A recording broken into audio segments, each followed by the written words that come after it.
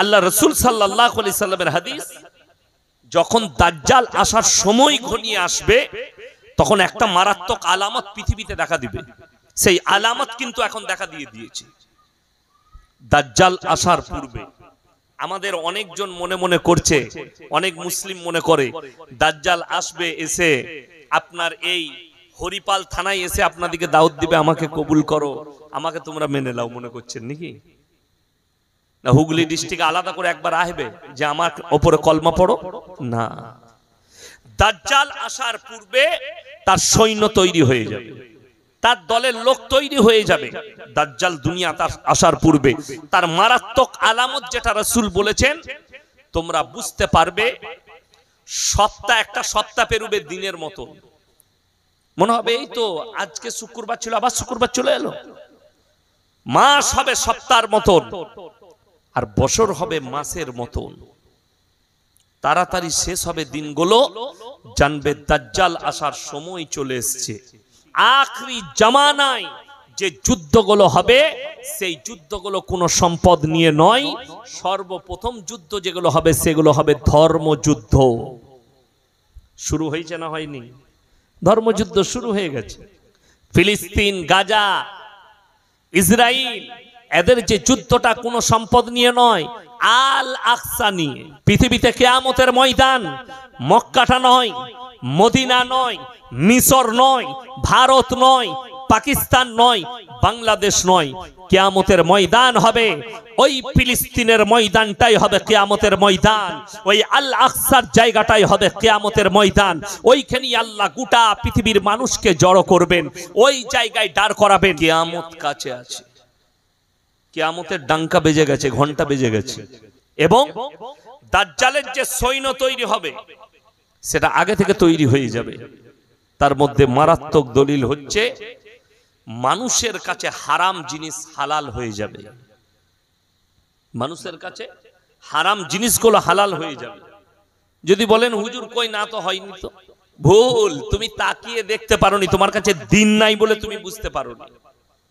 মানুষের কাছে হারামগুলো হালাল হয়ে যাবে, মানুষের কাছ থেকে দিন সরে যাবে। তারা নামে তো মুসলমান থাকবে, কিন্তু তাদের মধ্যে ঈমান কেউ থাকবে না কারো মধ্যে। যেমন আপনাকে বলে দিই উদাহরণস্বরূপ, সুদ খাওয়া হারাম না হালাল? কথা বলে না? হারাম তো। কোরআনে লেখা আছে ওয়াহাল্লাল্লাহুল বাইয়া ওয়া হাররামার রিবা। সুদ তোমাদের জন্য হারাম, ব্যবসাকে হালাল করেছি। তাহলে এই পুরো হরিপাল থানায় একটাও মুসলমান সুদ খায় না? কথা বলে না? এই হরিপাল থানায় মুসলিম সুদখোর আছে না নেই? হ্যাঁ না না বলুন। আছে তো? চলুন দুঃখটা কোথায় বলে দিই। সারা জিন্দেগি সুদ খাচ্ছে, সারা জিন্দেগি, মৃত্যুকাল পর্যন্ত সুদ খেলো, সুদের উপরে জীবনটা কেটে গেল।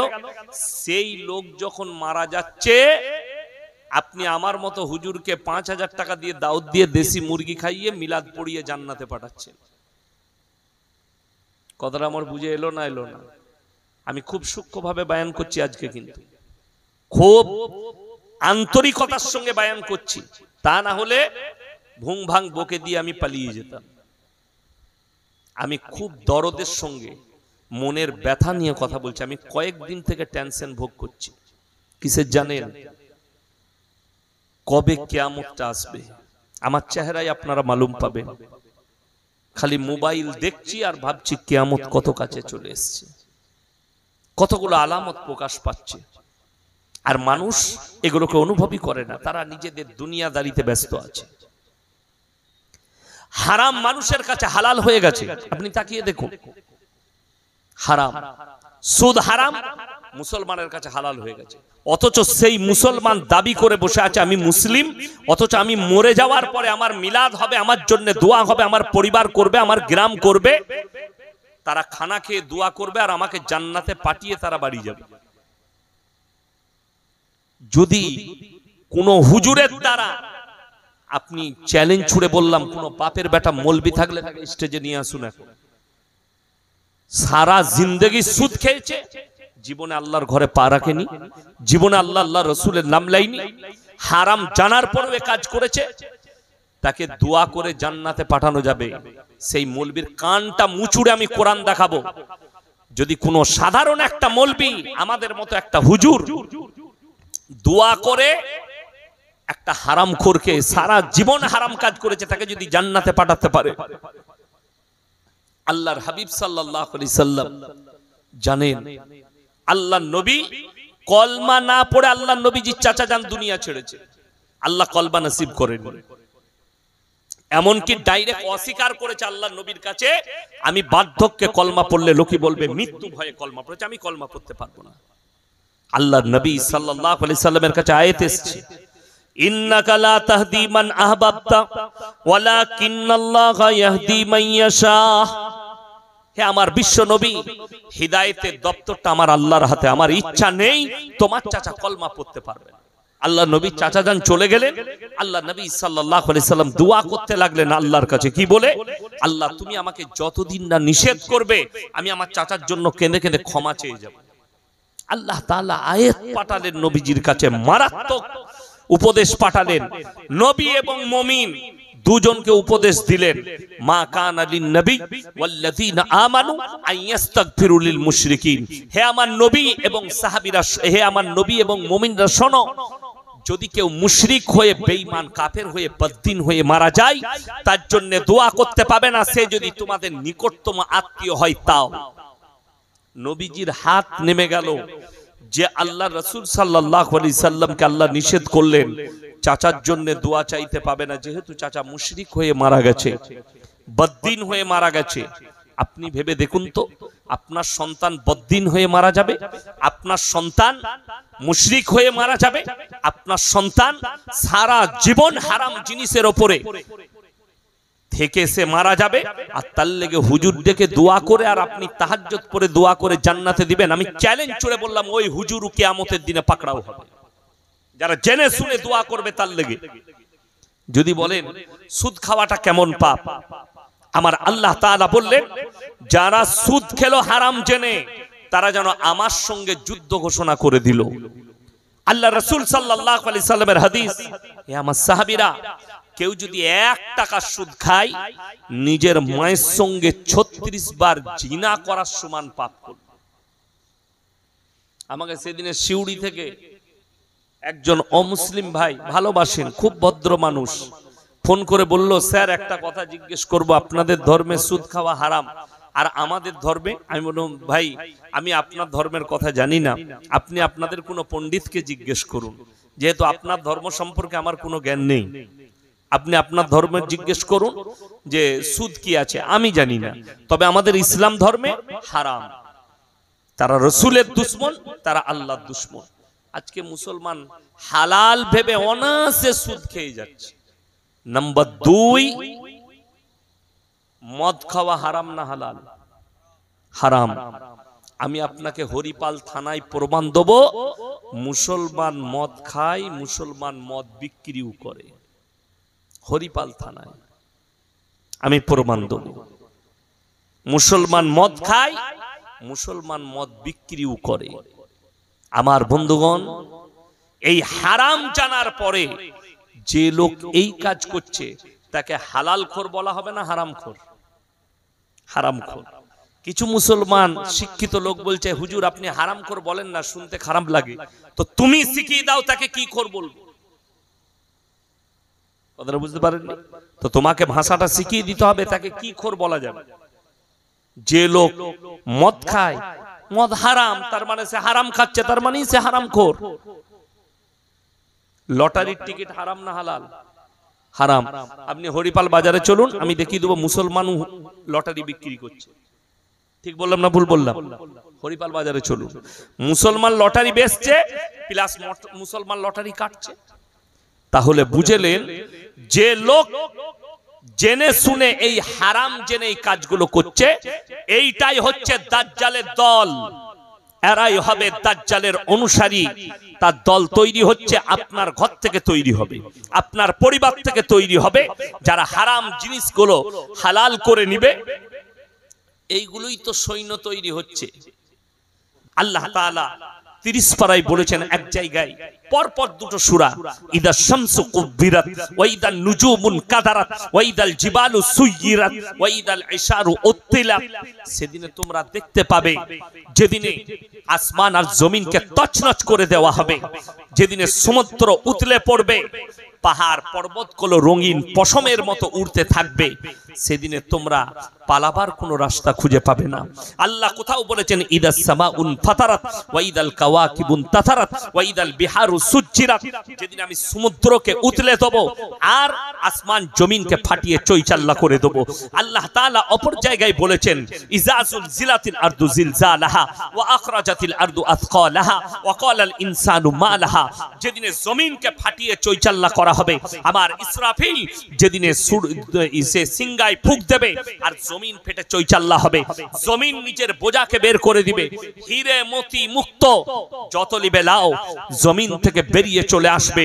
আর মানুষ বলবে যে হাই হাই জমিনের কি হয়েছে, জমিন কেন নিজের বোঝাকে বের করে।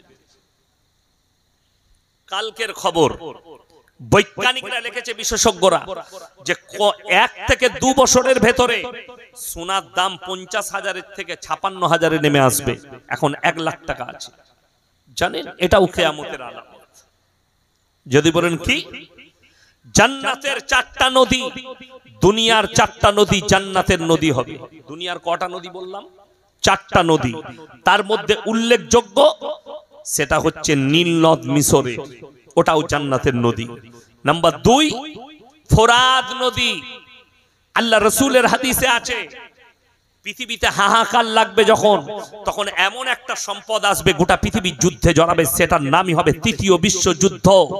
তার আগে আল্লাহ রাসূলের হাদিস, এই ফোরাত নদী শুকিয়ে যাবে, তার ভেতর থেকে সোনার পাহাড় বেরিয়ে চলে আসবে, সেখান থেকে সম্পদ বেরিয়ে আসবে, আর মানুষ এগুলো নিয়ে যুদ্ধ শুরু করবে, পৃথিবীতে মহাযুদ্ধ লেগে যাবে।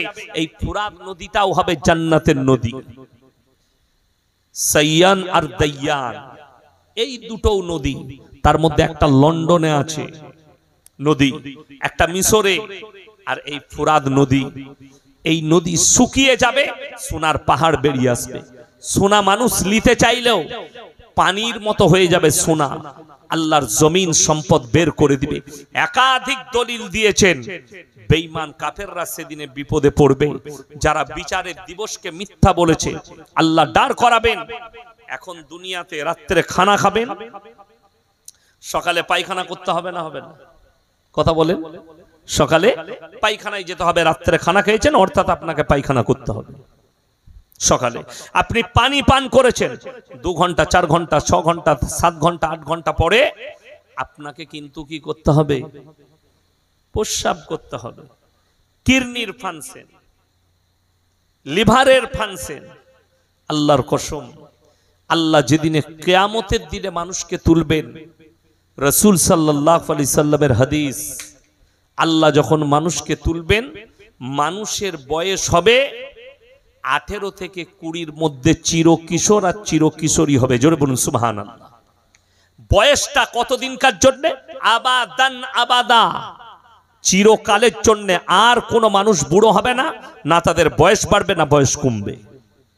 চিরকিশোর চিরকিশোরী।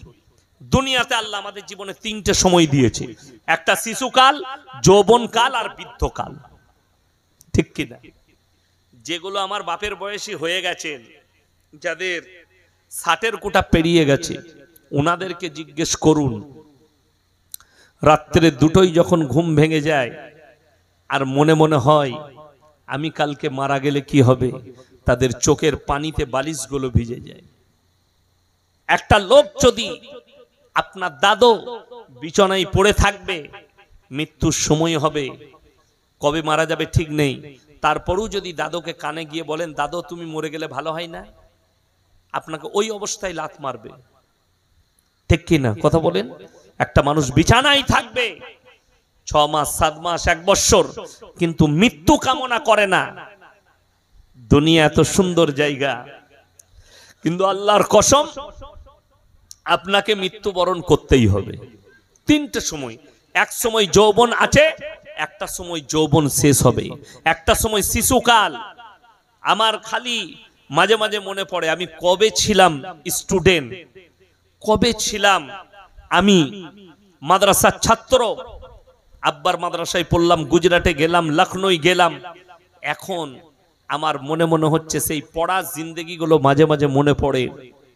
কেমন ছিল বন্ধু বান্ধবের জীবন, কেমন ছিল আমার যৌবনকাল। আজকে আমি মধ্য অবস্থায় পৌঁছে গেছি, 40-এর কোঠা ঢুকবো আমি 39-এর কোঠায়। আজকে 39-এ পা রেখেছি আমি এই মাসে, এই বছরে 2025 সালে। এই মাসটা এপ্রিল মাস চলছে, আমি এই মাসেই, আমার ভাই এই বছরটার ভেতরে আমার 39 চলছে, সামনে বছরে 40-এর কোঠায় পা রাখবো। কতদিন আল্লাহ হায়াত রেখেছে আমি জানি না, তবে এরপরের যুগটা আসবে বৃদ্ধকাল। এক যুগে আমার আব্বাজিকে দেখেছি, আমার মতো ইয়ং কালো জংজঙে দাড়ি, যারা দেখেছেন তারা বলে তখন তোমার জন্ম হয়নি। তিনার বায়ান হুঙ্কার, আজকে ওই মানুষটাকে ধরে ধরে নিয়ে গিয়ে স্টেজে চাপাতে হচ্ছে, ধরে গাড়িতে চাপিয়ে দিতে হচ্ছে, ধরে নিয়ে যেতে হচ্ছে। মাদ্রাসায় বাথরুম গেলে ছাত্ররা ধরে নিয়ে যায়। আমি মনে মনে চিন্তা করি, আল্লাহ ওই জায়গাটা আমারও একদিন আসবে, ওই সময়টা আমারও একদিন আসবে, ওই কাল আমারও আসবে। কিন্তু আল্লাহর কসম, কিয়ামতের দিনে আল্লাহ যে বয়সটা দিবেন ওটা আবাদান আবাদা, চিরকালের জন্য। জান্নাতে যখন প্রবেশ করবেন, জান্নাত পবিত্র না অপবিত্র জায়গা? দুনিয়া পবিত্র অপবিত্র দুই আছে, আছে না নাই? পায়খানা ঘর পবিত্র না অপবিত্র? অপবিত্র। পায়খানা অপবিত্র, নাপাক, প্রস্রাব নাপাক, বীর্য নাপাক। আমার বন্ধুগণ, আমার ভাই, যখন বীর্য আপনার বেরিয়ে চলে এলো, নাপাক হয়ে গেলেন আপনি, চলুন কিয়ামতের দিনে আল্লাহ কত উল্টো করবেন। আপনি যখন জান্নাতে প্রবেশ করবেন, আল্লাহ তাআলা কোরআনে উল্লেখ করলেন, বিআকওয়া বিওয়া বারিক ওয়া কাসিম মিন মাইন লা ইউসাদ্দাউনা আনহা ওয়া লা ইউনজিফুন। যারা দুনিয়ার বুকে মদকে হালাল করেছেন আর মদ পান করছেন, তারা জাহান্নামে প্রবেশ করবে। আর দুনিয়াতে যারা ওই জায়গাটাকে, ওটাকে অপবিত্র ভেবে দূরে সরে গেছে, আল্লাহ কোরআনে বললেন, বিআকওয়া বিওয়া বারিক ওয়া কাসিম মিন মাইন লা ইউসাদ্দাউনা আনহা ওয়া লা ইউনজিফুন। আমি আল্লাহ আমার জান্নাতীদেরকে যখন জান্নাতে প্রবেশ করানো হবে, তাকে আমন্ত্রণ জানাবে আমার ফেরেশতারা, আর পাক পবিত্র কাটোরা দ্বারা তাদেরকে শরাবান তাহুরা পান করানো হবে। পাক শরাব, যেটা খেলে, যেটা পান করলে না তোমাদের মাথা ঘুরবে, না তোমরা ভুল বকবে, না তোমরা অজ্ঞান হয়ে পড়বে। আজকে দেখুন, আমি মাঝে মাঝে মোবাইলে দেখি রাতের বেলায়, আমাদের দেশে একজন বাবা আছে, বড় বড় চুল, খুব সুন্দর কথা বলে, তার কথাগুলো ভালো লাগে আমার। মানে তার মজমাই লোক আসে, সবাই মাইক নিয়ে প্রশ্ন করে, বাবা হামারা ঘর মে ইয়ে সমস্যা হ্যায়, আপ ইসকে হাল বল দিজিয়ে। উনি বলেন যে এইভাবে চলবে, এইভাবেই করবে। তো একজন জিজ্ঞেস করছে, বাবা हम दारू पीते हैं, दारू कैसे छूटे? बोले छोड़ दो, छूट जाएगा। तो से बोलचे, मैं दारू पीता हूं, अभी भी पी के रखा हूं। बोले अरे तुम दारू पी के हमारे मजमा में आ गए। এই বাবাকে একটা ইন্টারভিউ ডেকেছে, কয়েকজন মহিলা আছেন, বাবা একা বসে আছেন। তো বাবার সঙ্গে প্রশ্ন উত্তর হচ্ছে তাদের। একজন ভদ্র মহিলা, তিনি প্রশ্ন করছেন বাবাকে, आप लोग बोल रहे हैं कि ये मत करो, वो मत करो, आपको कैसे पता चलेगा मैं कैसे औरत हूं? हो सकता है मैं दारू भी पी सकती हूं, हो सकता है मैं खराब काम भी करती हूं, आपको कैसे पता? तो बाबा बोले आप दारू पीती हैं? बोले जरूर। तो उन्हीं मीडिया के बोले, भाई आप तो शराबी से हमको बैठा दिया बात करने। तखन महिलाटा बोलছে, आप अपने भाषा का मर्यादा रखिए, शराबी मत बोलिए। अरे दारू पीने वाले को शराबी नहीं बोलेंगे तो क्या बोलेंगे? बाबा बोलছে, अब शराब पीती है, आपको क्या बताऊं, शराबी तो बोलूंगा।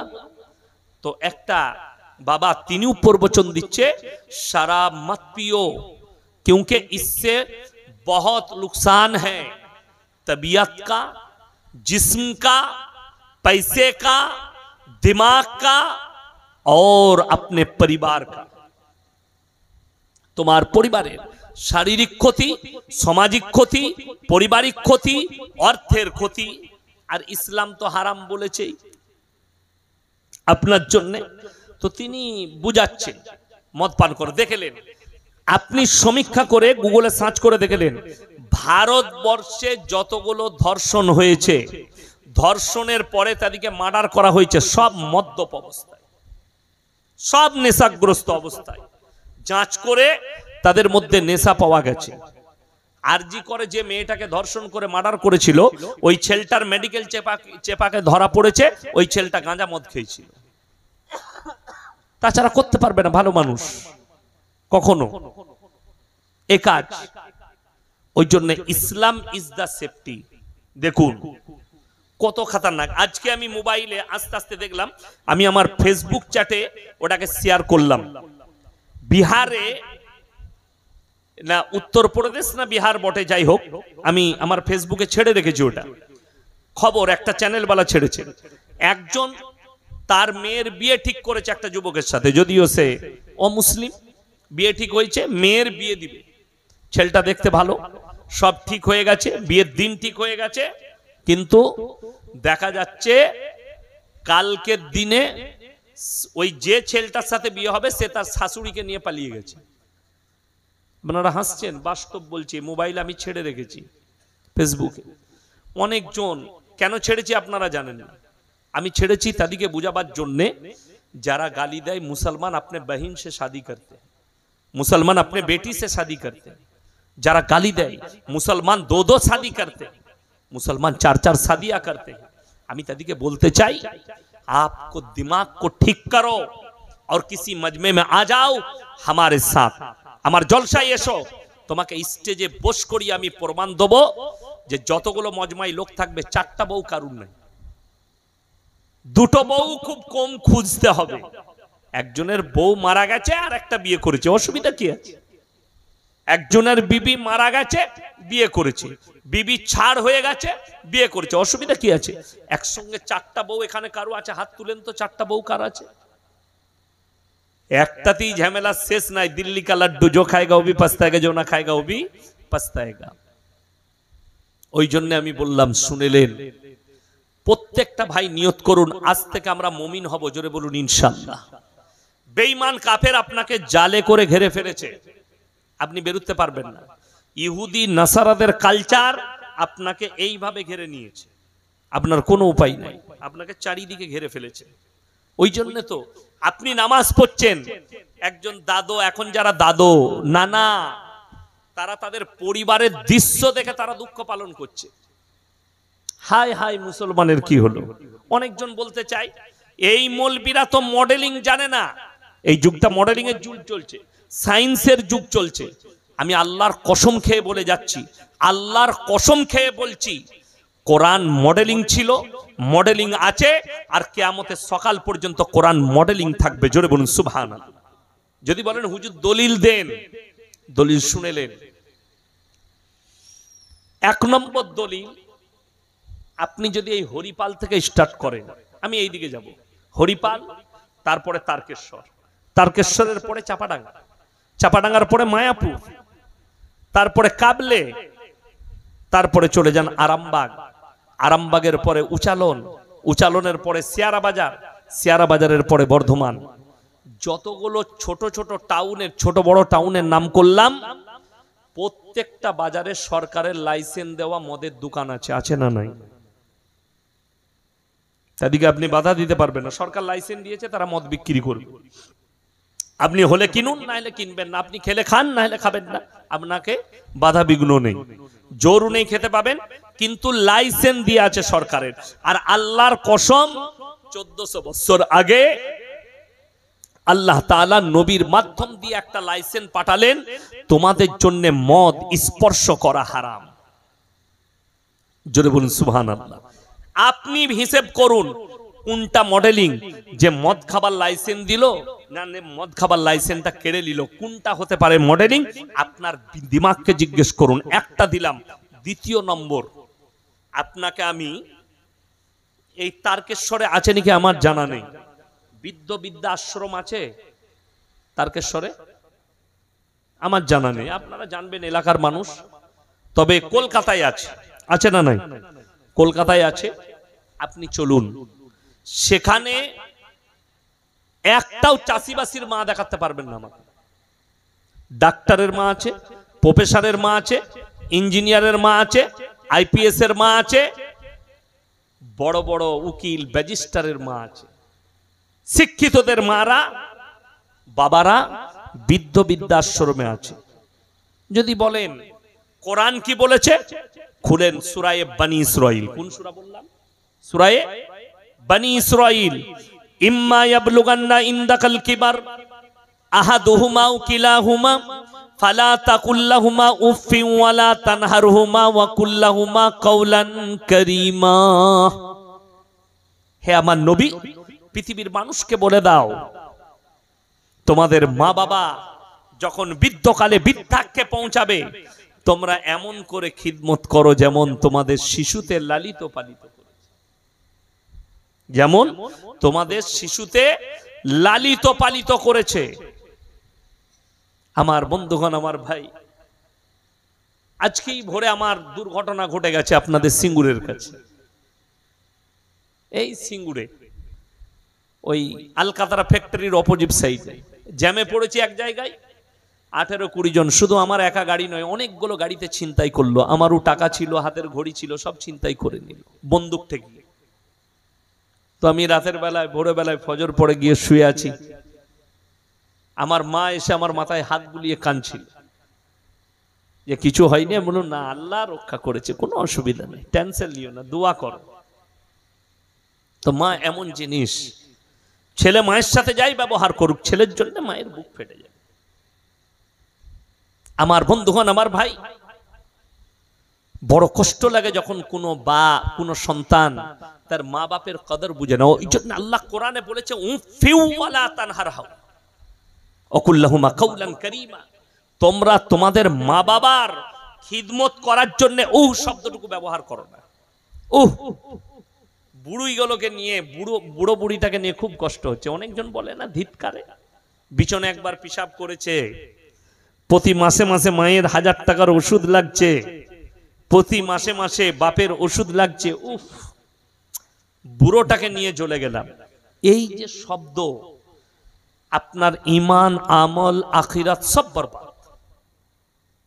আপনাকে খালি ভাবতে হবে, আমার মা যখন আমাকে লালিত পালিত করেছে, কোনোদিন আমার মা কি ভেবেছে? আমার মা কোনোদিন কি ভেবেছে যে আমার ছেলে যখন এত পেশাব করছে একে আর রাখবো না, ফেলে দিই? কোনোদিন ভাবেনি। তুমি বাপের কোলে 5 বার পেশাব করেছো, বাপের কোলে পায়খানা করলে বাপ হেসেছে, আমার সন্তান আমার কোলে পায়খানা করেছে। বন্ধু বান্ধবের কাছে গর্ব করেছে, জানিস আজকে আমার বেটা আমার কোলে মুতে দিয়েছিল, বলে না? বলে না? গর্ব করে। সেই বাপ একবার বিছানায় পেশাব করেছে, তুমি তার মর্যাদা রাখতে পারলে না। তুমি জান্নাতের আশা করো, তুমি পরকালে জান্নাতে যাবার আশায় বসে আছো না। একমাত্র সেই বাপের কথা মানা যাবে না। কোন বাপ যদি আল্লাহ বিরোধী কাজ করতে বলে, সেই কথাকে অস্বীকার করা চলবে। আল্লাহ বিরোধী, রাসূল বিরোধী কাজ যদি বলে। আমাকে আমাদের বর্ধমান জেলার একটা ছেলে ফোন করেছিল যে হুজুর, আমাদের একটা লোহা লাকড়ের দোকান আছে, অনেক কিছু যন্ত্রপাতি বিক্রি হয়, তো আমার আব্বা বলেছে বিশ্বকর্মা পূজার আগের দিনে ধুবি, কালকে বিশ্বকর্মা পুজো আছে। আমি বললাম এই কাজটা শিরকের কাজ, এই কাজ তুমি করো না, এটা করা যাবে না। ওর বাপ বলেছে যদি না করো তুমি অন্য জায়গায় কাজ করো, আমার সাথে রাখবো না। আমি বললাম তোমার অন্য জায়গায় কাজ করা ভালো, কিন্তু তোমার বাপের এই হুকুমটা মানাটা গুনার কাজ। অনেকজন বলবেন হুজুর কোরআনের দলিল আছে, দলিল আছে। এই কারণেই ইব্রাহিম আলাইহিস সালাতু ওয়াস সালামের বাপের 3টে কাজ ছিল। কটা কাজ বললাম? 3টে। একটু পানি ঢালেন তো। 3টে কাজ, হ্যাঁ এটাই নরমালটাই। 3টে কাজ। নাম্বার 1, মূর্তি তৈরি করা, মূর্তি বিক্রি করা এবং তার উপাসনা করা। এই 3টে কাজ ইব্রাহিম আলাইহিস সালাতু ওয়াস সালামের বাপের ছিল, যার কারণে বিসমিল্লাহ আলহামদুলিল্লাহ ইব্রাহিম আলাইহিসসালাতু ওয়াস সালাম তিনার আব্বাকে দাওয়াত দিলেন কি বলে, ইস ক্বালা লিআবিহি ইয়া আবাতি লিমা তা'বুদু মা লা ইয়াসমাউ ওয়া লা ইউবসিরু ওয়া লা ইউগনি আনকা শাইয়্যা। হে আমার আব্বাজান, আপনি যাদের উপাসনা করছেন সে হাত পা নাড়তে পারে না, কথা বলতে পারে না, নিজস্ব কোনো যোগ্যতা নেই, আপনি কেন এদের উপাসনা করছেন? আপনি আমার আল্লাহকে বিশ্বাস করুন। ইব্রাহিম আলাইহিসসালাতু ওয়াস সালাম উনার আব্বা দাউদকে কবুল করেননি। আমার মুসলমান ভাই, আপনার আব্বার সব হুকুম মানবেন, যেটা শিরক হবে, যেটা আল্লাহ বিরোধী হবে, রসুল বিরোধী হবে, সেই হুকুম মানা যাবে না। আপনার আব্বাকে বুঝাতে হবে, আব্বা আপনার এইটা আল্লাহ বিরোধী কাজ, এটা রসুল, কিন্তু শুনেলেন মিজাজ দেখিয়ে বলা যাবে না, মারধর করা যাবে না। একজন আমাকে জিজ্ঞেস করলো, আমার আব্বা মদ পান করে, তো আমি কি আমার আব্বাকে মারতে পারি? আমি বললাম অবশ্যই নয়, তুমি মারতে পাবে না।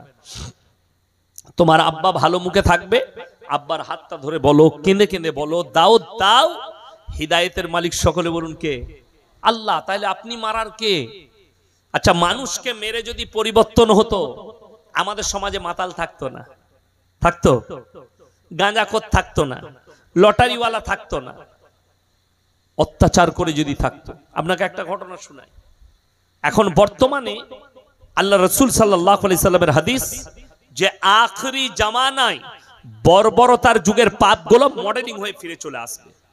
বর্বরতার যুগের পাপগুলো মডেলিং হয়ে ফিরে আসবে। আজকে কিন্তু ফিরে এসেছে।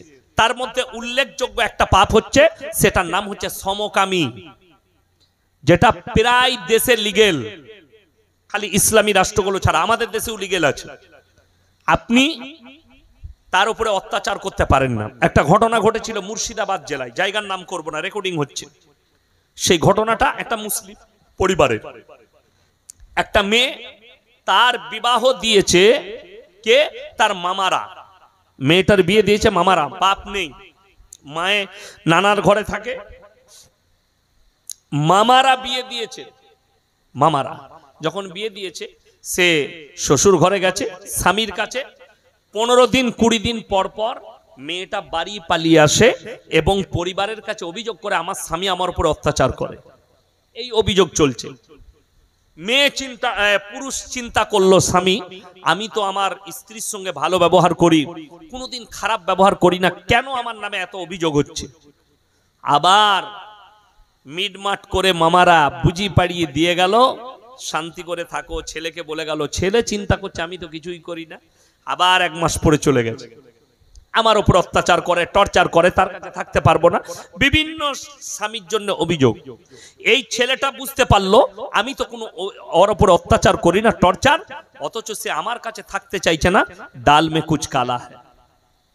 সেই গ্রামে এই ছেলের যে বন্ধু ছিল তাদেরকে ফোন করলো, আমার যে বউ পালিয়ে যাচ্ছে বারবার, আমি কিন্তু অত্যাচার করি না, তোমরা খোঁজ রাখো ও মেয়ে সই কোথা, কার কাছে সই। এই ছেলেগুলো বন্ধুগুলো খোঁজ রেখেছে। দেখা গেল রাত্রিতে সে একটা বান্ধবীর কাছে সই, তার বন্ধুর কাছে, মেয়ে ছেলে বন্ধু। এরা যখন এটাকে নজরে রাখলো, তখন দেখলো রাতের বেলায় জাইলা দিয়ে দেখতে পেল ওই 2 মহিলা নিজেদের মধ্যে সেক্স করছে। তাদেরকে ধরা হলো, সেই যুবকরা ধরলো এবং তাদের উপরে অত্যাচার করতে গেল। প্রশাসনে এই যুবকদের নামে কেস হয়ে গেল, এরা ভুল করেছে, ওদের উপরে অত্যাচার করতে হতো না। কোনো আলেমকে ডেকে তাদেরকে বশ করিয়ে তাকে দ্বীনি দাওয়াত দিতে হতো। এটাই হচ্ছে এখন লিগেল তরিকা হিন্দুস্তানে। আপনি কার উপর অত্যাচার করতে পারবেন না। কেন লিগেল? আপনি তাকে ইসলামিক কৃষ্টি কালচার দেন, তাকে বুঝান।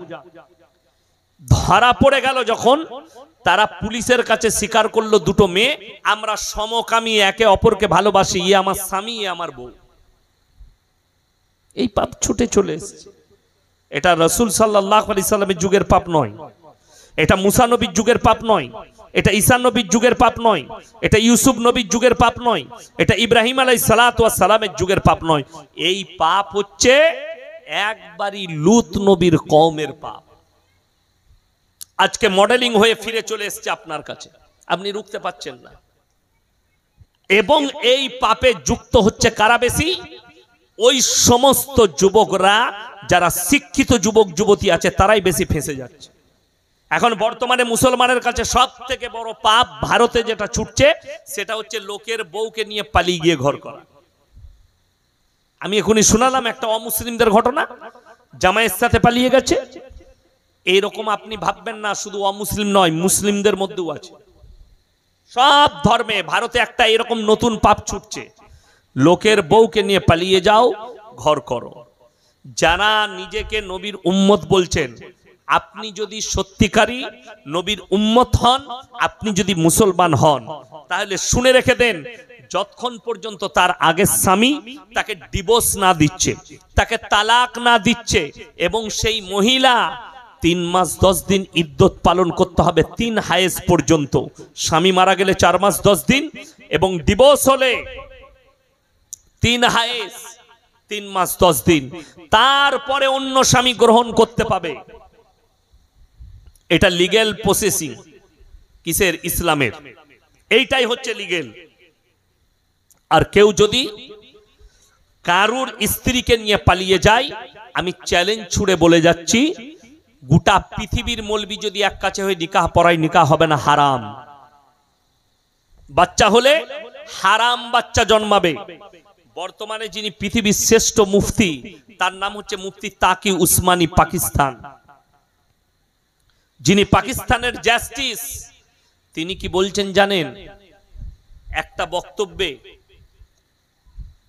अल्हम्दुलिल्लाह, के आखिरी जमाने में रसूल ने फरमाया पूरे दुनिया में आलम में हराम औलादों से भर जाएंगे।